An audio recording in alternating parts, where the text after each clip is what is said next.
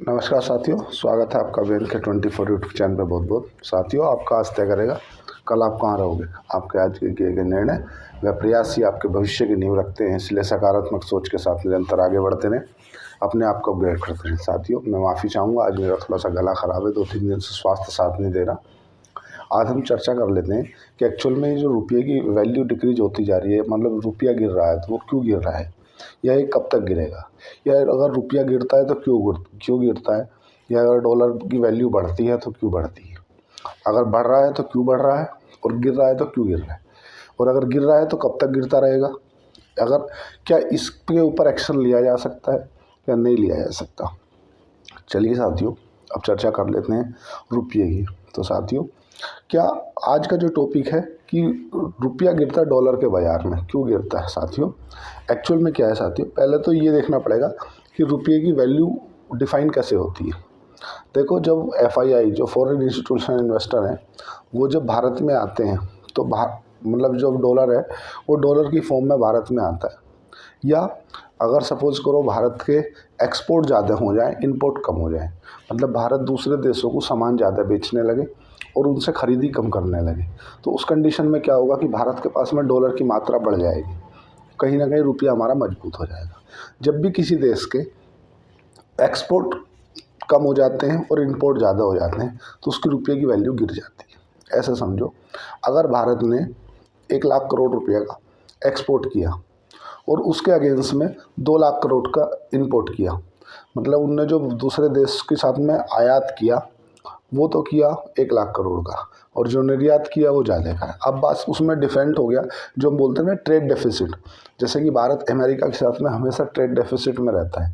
भारत जब भी अमेरिका के साथ में व्यापार करता है तो अमेरिका को क्यों दर्द है, दर्द इसी चीज़ का है कि भारत उससे जो ट्रेड करता है 120 बिलियन डॉलर का करता है, और 50 बिलियन डॉलर का अमेरिका से खरीदता है और 120 बिलियन डॉलर का बेचता है।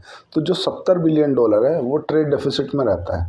तो कहीं ना कहीं जो देश हैं वो ये चाहते हैं कि एक दूसरे से जब हम आयात निर्यात करें तो हम बराबर में रहें। और चाइना की आंख में, जो अमेरिका की आंख में चाइना खड़क रहा है, उसके पीछे कारण यही है कि भाई वो उसका 810 बिलियन डॉलर का व्यापार है अमेरिका के साथ में, और अमेरिका उससे ख़रीदता है मात्र 300 बिलियन डॉलर। इसीलिए जो चाइना की करेंसी है युआन, वो आज मतलब मजबूत करेंसी में कंसिडर की जाती है।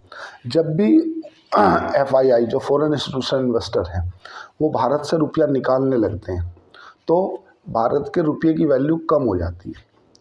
और अभी पिछले 1 महीने की बात करें तो रुपया साथियों 5% टूट चुका है, और गोल्ड पिछले मतलब अगर 1 महीने में बात करें तो लगभग 8-10% का रिटर्न गोल्ड ने दे चुका है, 9% के आसपास।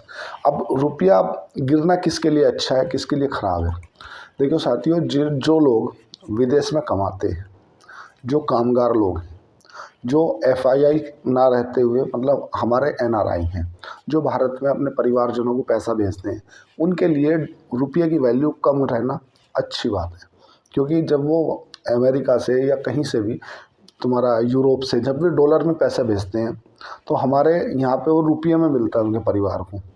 अगर सपोज करो उन्होंने 1 लाख डॉलर भेजे तो उनके परिवार को जब रुपये की वैल्यू 80 रुपये पे थी तो उनके परिवार को मिलते 80 लाख रुपये, चूँकि $1 बराबर 80 रुपये, तो 1 लाख डॉलर बराबर 80 लाख रुपये। तो जब अगर वो 1 लाख डॉलर भेजते तो रुपये की वैल्यू थी 80, तो उन्हें मिलते 80 लाख रुपये। लेकिन अब रुपये की वैल्यू पहुंच गई है सपोज करो 88 रुपये, और वहाँ से वो 1 लाख ही डॉलर भेज रहे हैं, लेकिन उनके परिवार को कितने मिल रहे हैं साथियों, 88 लाख रुपया। तो ये किसके लिए अच्छा है, जो कामगार विदेशों में काम करते हैं उनके लिए तो बेहतर है कि भाई रुपये की वैल्यू गिर रही है। दूसरा, किन के लिए अच्छा है, भारत के लिए रुपये की वैल्यू गिरना इसलिए भी अच्छा है, देखो किसी भी चीज़ के कुछ अच्छे पहलू होते हैं, कुछ ख़राब पहलू होते हैं। एक अच्छा पहलू ये है कि भाई जो बाहर से काम भेजते हैं उनके लिए अच्छा है। दूसरा, जो और ऑल ओवर देश हैं उन्हें बाज़ार, भारत का बाज़ार एक सस्ता बाज़ार लगने जाता है, उन्हें चीप बाज़ार लगता है। क्यों लगता है, क्योंकि अगर सपोज करो कोई चाइना के अंदर कोई iPhone है ना $20 में मिल रहा है, और वही iPhone भारत की जो कि रुपये की वैल्यू नीचे हो चुकी है, वो उन्हें $15 में मिल रहा है। मैं एग्जांपल दे रहा हूँ। तो एक्चुअल में वो प्राइस सेम है, पर उन्हें रुपये की वैल्यू टूटने के कारण भारत के जो बाज़ार हैं वो चीप बाज़ार लगने लगते हैं, जिससे भारत की जो कंपनियां हैं जो दूसरे देशों में एक्सपोर्ट करती हैं उनके अंदर डिमांड बढ़ जाती है, मांग बढ़ जाती है। ठीक है, एक तो ये फैक्टर हो गया। एक फैक्टर क्या साथियों, जब FII विदेशों से पैसा अपना भारत में निकालने लगते हैं तो भारत की रुपये की वैल्यू टूटने लगती है, क्योंकि जो उनका प्रॉफिट होता है ना, वो प्रॉफिट उनका रुपये की वैल्यू जब डिक्रीज होती है तो वो खा जाती है। ऐसा समझो, अगर किसी FII ने अब से 1 साल पहले, 1.5 साल पहले, जब रुपये की वैल्यू $70 पे थी, उसने $1 लाख लगाए, ठीक है, और आज समझ लो भारत के अनुसार उसका $1 लाख पे 15% का रिटर्न हुआ। बिल्कुल मैं लेमन लैंग्वेज में बता रहा हूँ साथियों, ताकि आप कॉन्सेप्ट को समझ पाओ। उनने $1 लाख लगाए, मतलब भारतीय रुपये में अगर देखें तो 70 लाख रुपये उसने भारत के शेयर बाजार में लगाए, और उसको 1 साल में 15% का रिटर्न मिला। तो वो जाहिर सी बात है कि $1,15,000 हो जाएंगे। लेकिन जब वो रुपये में कन्वर्ट होगा तो रुपये से चुक जाएगा डॉलर में, और रुपये की वैल्यू आपकी गिर गई है, तो वो अभी उसे 87 लाख का माल बेचना पड़ेगा, तब जाके उसे उतने का माल $1 लाख मिल पाएंगे। तो एक्चुअल में उसकी वैल्यू रुपये की बढ़ी नहीं और गिर गई। अब FII पैसा निकाल क्यों रहे हैं साथियों? जो अमेरिका की बॉन्ड यील्ड है ना, जो गवर्नमेंट की सिक्योरिटी बॉन्ड है ना, उसकी रिकॉर्ड अभी हाई पे है, और जब तक डॉलर इंडेक्स कमज़ोर नहीं होगा, जब तक रुपया मजबूत नहीं होगा। और इसके ऊपर RBI भी नज़र बनाए हुए है। RBI 2-3 फैक्टरों पर ध्यान रखती है। पहला तो RBI का जो मेन उद्देश्य है वो पूरे देश में महंगाई को कंट्रोल करना। जैसे कि अमेरिका में फेडरल बैंक है, उसका भी यही उद्देश्य है कि भाई पूरी अमेरिका में महंगाई को कहीं ना कहीं इन्फ्लेशन को कंट्रोल किया जाए। ठीक है। दूसरा, रुपये को संभालना, कि भाई जिस तरह से रुपया बिल्कुल ही ना गिर जाए। पता चले, ऐसा नहीं है तो आप लोगों के दिमाग में ये आ रहा होगा कि हम ज़्यादा नोट छाप दें तो क्यों नहीं हमारा, ऐसा नहीं। जितने आपके अंदर गोल्ड रखा हुआ है ना RBI के अंदर, उतने ही आप रुपया छाप सकते हो। ऐसा नहीं है कि आप मतलब नोट छाप के गरीबी दूर करने चले जाओ। तो ऐसा एक बार ट्राई किया था वेनेजुएला ने। आज वेनेजुएला में तेल के सबसे बड़े भंडार हैं, लेकिन उसके बाद में भी उसने सोचा कि मैं नोट छाप दूंगा और गरीबी दूर हो जाएगी। एक्चुअल में नोट छापने से उसके रुपये की इतनी वैल्यू गिर गई कि लोग बाग बोरे में भर के तो टमाटर हरी मिर्च लेने जाते थे। दूसरा, RBI का क्या काम है कि ग्रोथ को मैनेज करके चलना, ये भी RBI का काम है। और साथियों, आपको जान के आश्चर्य होगा कि भारत में 1 बिलियन लोग ऐसे हैं जो कि $1,000 से पर कैपिटा से ज़्यादा नहीं कमा पाते। कुछ आप गांव में भी देख सकते हो, कुछ मैं अपने चूँकि मैं जिस जगह पे मैं रहता हूँ वहाँ भी, या जिस क्षेत्र से मैं बिलोंग करता हूँ वहाँ भी, $1 मतलब $1,000 का मतलब ये समझ लो 80,000 रुपया। अभी तो 87 का डॉलर चल रहा, मतलब 88,000। मैं ऐसे ऐसे लोगों को जानता हूँ जो पूरे साल में 88,000 रुपया भी नहीं कमाते, खाते हैं और बस पड़े रहते हैं। घर में सरकार दाल आटा चावल खरीदार तो नहीं देती, गेहूँ चावल दे देती है, हल्दी मिर्च के लिए करना है। तो कहीं ना कहीं अगर ये फ्री की रेवड़ी जिस तरह से बटी जा रही है, तुम्हें क्या लगता है कि हम लोगों को ये दाल आटा मिलता सब फ्री का है? ऐसा कुछ नहीं है। हम लोगों पे इतना देश के ऊपर इतना कर्ज है कि 1/3 मतलब 30-25% के आसपास उसका ब्याज देने में जाता है। आपको जब आप फाइनेंस को समझोगे तब आप जानोगे कि ये जो हम लोग या आप लोगों को या जिन भी लोगों को जो 5 किलो गेहूँ और 5 किलो चावल मिलता है ना, वो कहीं ना कहीं कर्ज में है। और अगर इसे बंद कर दे, अब सरकार की पहले तो इसे कॉन्सेप्ट चालू किया, अब सरकार को सब बंद कर नहीं सकती, क्योंकि अब उसकी मजबूरी बन गई है। क्यों मजबूरी बन गई है, उसका कारण समझो साथियों। पहले ये मध्य प्रदेश में चालू हुआ था 2,000 रुपये वाली योजना, एक मतलब अलग थोड़ा आउट द वे जा रहा हूँ। मध्य प्रदेश में चालू हुआ, उस पर शिवराज सिंह चौहान चुनाव जीत गए। सेम कॉन्सेप्ट लागू कर दिया महाराष्ट्र सरकार ने, महाराष्ट्र सरकार चुनाव जीत गई। सेम कॉन्सेप्ट लागू कर दिया झारखंड में चुनाव जीत गए। और जो कि पिछले 2 बार से अरविंद केजरीवाल भी चुनाव जीतते आ रहे थे। तो इस बार जो पहले भी 1-2 बार गलती की थी बीजेपी ने क्या गलती कर दी थी कि जो दिल्ली में दी जाने वाली फ्री की सेवाएं हैं, उन्हें बीजेपी सरकार ने फ्री की रेवड़ी बोल दिया था। तो अल्टीमेटली देखो, एक कहावत है साथियों कि अंधे को अंधा कहोगे तो अंधा जागा रूठ, और धीरे धीरे पूछ लो कैसे गई फूट। अल्टीमेटली है तो ये फ्री की रेवड़ी अगर देखा जाए तो, पर चूंकि बीजेपी सरकार ने आके स्पष्ट बोल दिया था कि ये फ्री की रेवड़ी दे के आप लोगों को खरीदना चाहते हैं, तो वो उसका खामियाजा बीजेपी को 2019 में भुगतना पड़ा था। मतलब 3-4 सीट ही ला पाई थी विधानसभा चुनाव में। तो थोड़ा सा आउट द वे है, मैं चलूँगा उस तरफ भी। तो क्या है कि एक बार आदमी चालू कर देता है, लेकिन फिर उसको कंटिन्यू करना आदमी की मजबूरी बन जाती है किसी भी सरकार की। फिर वो बीजेपी ने दिल्ली में लागू कर दिया कि ये 2000 दे रहे, हम 2500 देंगे, ये 100 यूनिट बिजली दे रहे, हम 150 यूनिट बिजली देंगे। तो फिर देखो ये सब चीज़ों का फैक्टर पड़ता है। जो थोड़ा सा शिक्षित व्यक्ति है, थोड़ा सा पढ़ा लिखा है, या मिडिल क्लास में भी, वो व्यक्ति इन चीज़ों पर ध्यान नहीं देता। पर जो आदमी जो अपने जीवनचर्या को जैसे तैसे चला रहा है, मतलब धकेल रहा है, दिन भर में 100, 200, 250, 300 कमा लिया, उसने गुजारा कर लिया, उसके लिए बहुत है भाई। उसे अगर घर में 10-15 किलो, उसके परिवार में सपोज करो 6 मेंबर हैं, 6 मेंबर है, 5 किलो प्रति मेंबर के हिसाब से मिल रहा है, तो 30-32 किलो अनाज मिल जा रहा है उसको, और अब उसको 100 यूनिट बिजली फ्री मिल जा रही है। तो ये सब चीज़ें कहीं ना कहीं देश को कर्ज के जंजाल में डालती हैं। पर चूंकि सरकार इसे अब बंद नहीं कर सकती, बंद इसलिए नहीं कर सकती कि अब मजबूरी बन गई है। तो सबसे पहले तो उन लोगों को ऊपर उठाने की ज़रूरत है जो पर कैपिटा 1000 से ज़्यादा नहीं कमाते। अब बात करें कि रुपया जो हमारा गिर रहा है, मुद्दे पे आते हैं, रुपया गिर रहा है, उसको मैनेज कैसे किया जा सकता है, तो वो उसकी चाबी है आरबीआई के पास, रिजर्व बैंक ऑफ इंडिया। पहला तो हमारी जो जीडीपी है, अगर जीडीपी बढ़ती है तो जो एफआईआई हैं वो भारत में फिर से लौट ले लगेंगे। अभी भारत का जो फॉरेन रिजर्व है वो 700 कुछ बिलियन डॉलर हो गया था, अब धीरे धीरे अब घट जाएगा, इस बार घट के आएगा। क्यों? क्योंकि साथियों अगर सपोज करो हिंदुस्तान यूनिलीवर कंपनी है ना, बड़ी कंपनी है, आपको नाम देखने में ऐसा लगेगा हिंदुस्तान यूनिलीवर मतलब हिंदुस्तान की कंपनी, ऐसा नहीं है, फॉरेन की कंपनी है। अगर इसने 1000 करोड़ रुपए का डिविडेंड दिया है ना, तो जनरली होता क्या है कि भाई डिविडेंड सभी में दिया जाता है। अब जब ये डिविडेंड के फॉर्म में भारत से बाहर पैसा लेकर जाएंगे तो रुपये में नहीं ले जाएंगे, बाहर भी ले जाएंगे डॉलर में।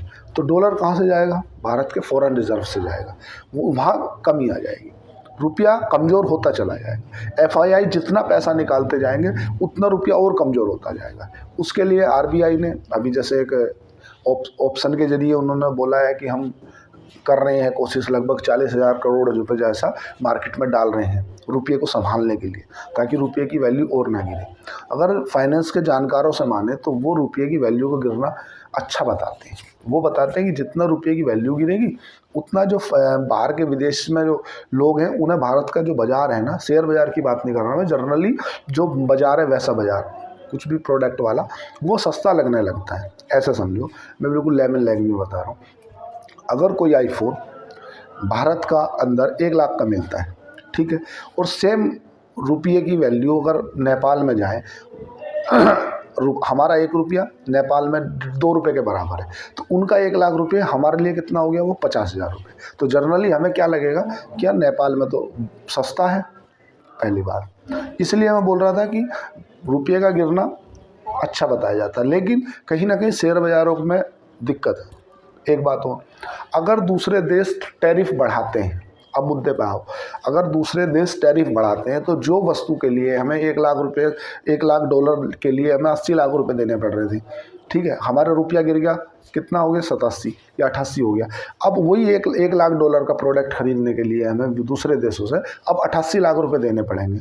तो जो यहाँ पे जो कंपनियाँ काम करती हैं, जो दूसरे देशों से रॉ मटेरियल खरीदती हैं, उनका रॉ मटेरियल कॉस्ट बढ़ जाएगा, ठीक है, क्योंकि भाई जो एक सपोज करो 1 लाख डॉलर का ऑर्डर दिया उन्होंने, अब रुपये की वैल्यू उस समय 80 चल रही थी, अब 88 होगी, तो उनका जो रॉ मटेरियल कॉस्ट है वो 8 लाख रुपये ऑटोमेटिक बढ़ गया। क्यों बढ़ गया?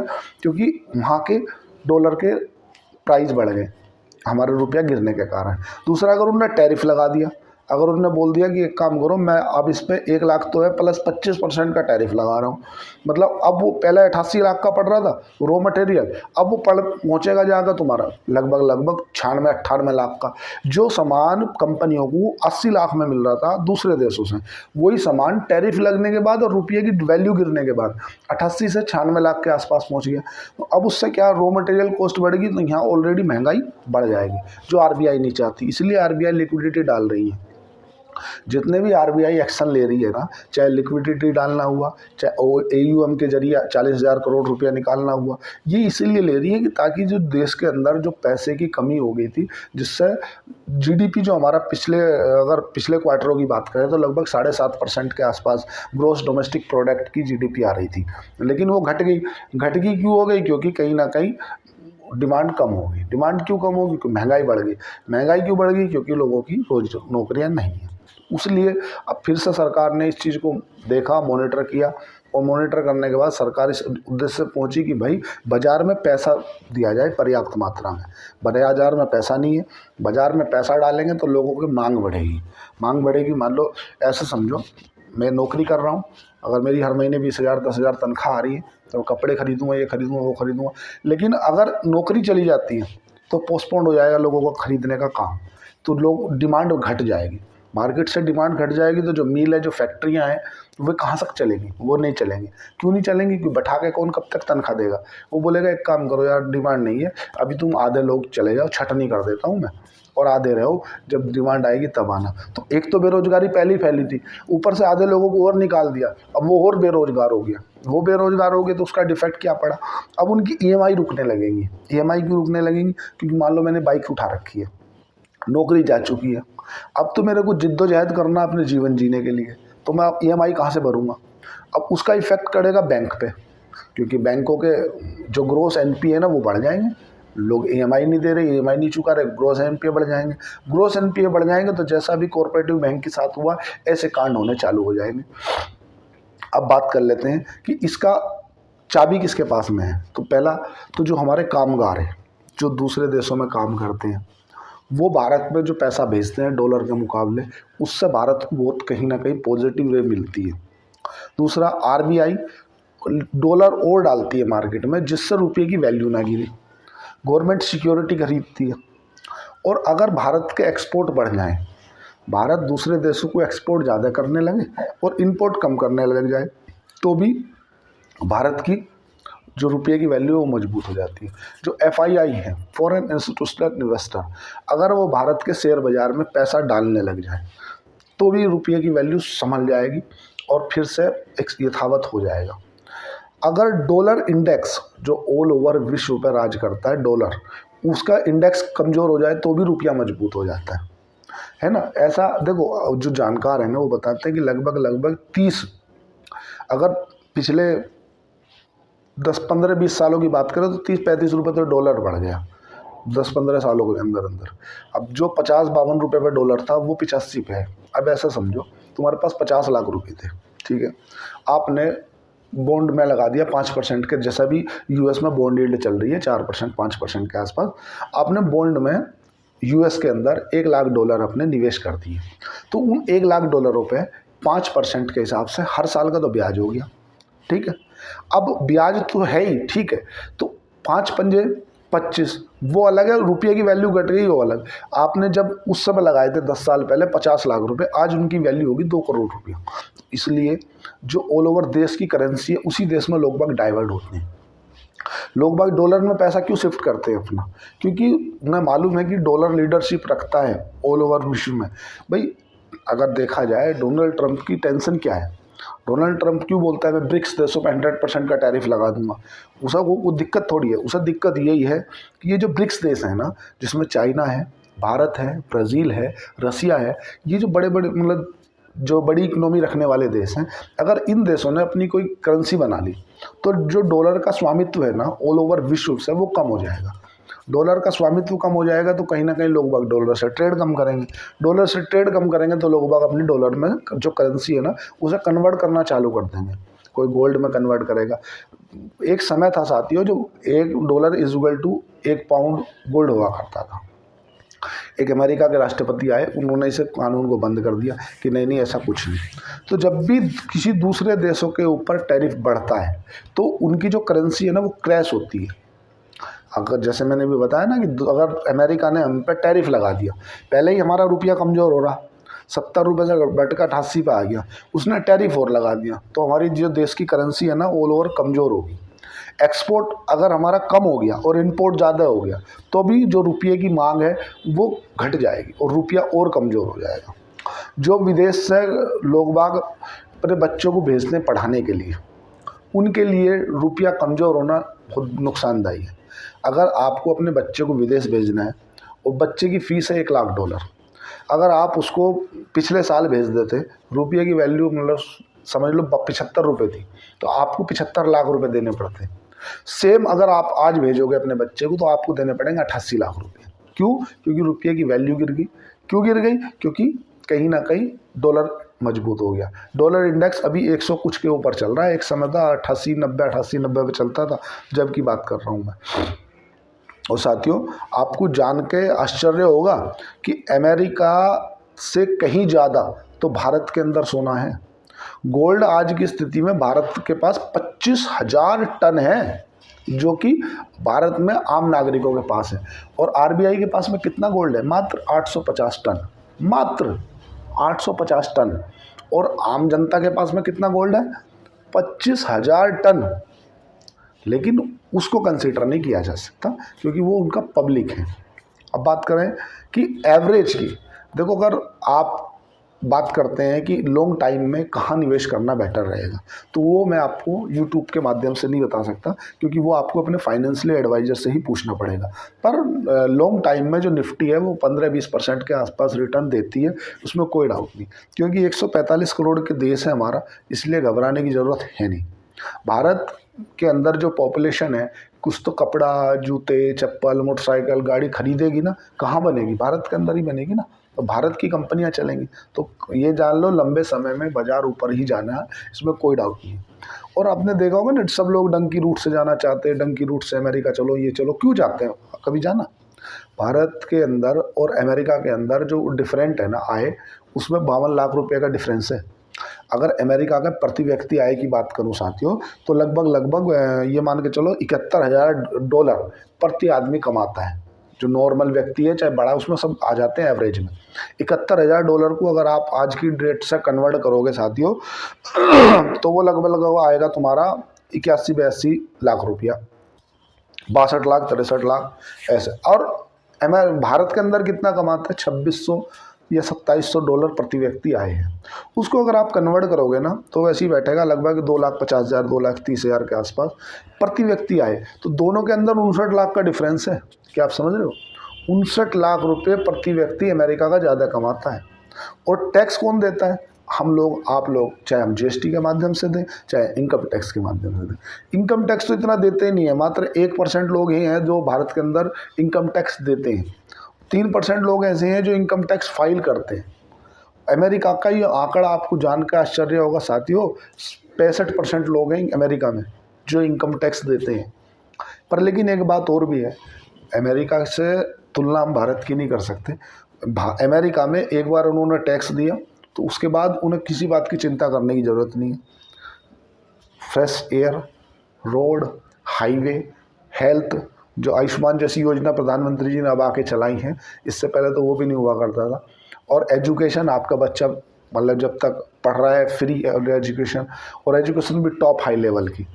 आपको मतलब अमेरिका में और भारत की मैं किसी एक तुलना नहीं कर रहा, पर अमेरिका अपने एक नागरिक के लिए भी भारत से भी मतभेद कर बैठता है। जैसे पन्नू ने अमेरिका की नागरिकता ले ली थी, तो पन्नू ने जब भारत के साथ में ऐसा किया तो भारत ने बोला ये गलत है।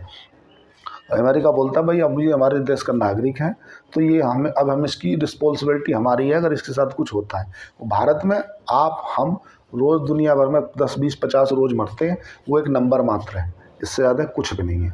अब कंक्लूजन पर पहुँचे कि यार कर क्या सकते हैं इसमें, तो देखो ना आप कुछ कर सकते ना हम कुछ कर सकते। कर सकता है तो केवल आरबीआई, केवल भारत सरकार अपने एक्सपोर्ट बढ़ा दे, दूसरे देशों में एक्सपोर्ट ज़्यादा करने लगे, इंपोर्ट कम करने लगे। जैसे मोदी जी बोलते हैं कि भाई मेक इन इंडिया, आप ज़्यादातर भारत से बने हुए पदार्थों को यूज करो, तो उससे क्या है, जो भारत का पैसा भारत में ही रहेगा। आप दूसरे देशों से माल खरीदते हो, वो इंपोर्ट होता है, वो कहीं ना कहीं रुपये की वैल्यू और गिरेगी।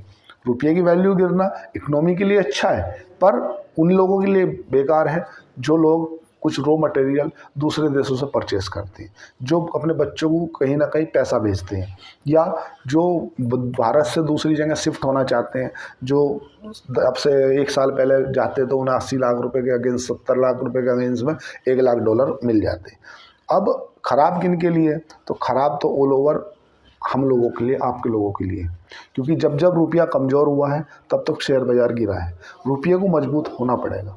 रुपये को मजबूत करने के लिए आरबीआई लगी है, इन्फ्लेशन कंट्रोल करने में लगी है, 40,000 करोड़ रुपए जैसी लिक्विडिटी डाल रही है कि यार लिक्विडिटी डल जाए। ग्रोथ को भी मैनेज करके चल रही है। अभी जो अनुमान जताया है उसने कि हम सोच रहे हैं कि इस बार कुछ ज़्यादा आ सकती है ग्रोथ। तो साथियों, घबराना है नहीं, जो भी होगा देखा जाएगा। हमसे बड़े बड़े बुद्धिजीवी बैठे हुए हैं, बड़े बड़े इकोनॉमिस्ट बैठे हुए हैं, तो जो भी डिसीजन लेंगे उम्मीद करता हूँ कि भारत के हित में होंगे। बाकी चैनल को लाइक करें, सब्सक्राइब करें, कमेंट करें। धन्यवाद, थैंक यू।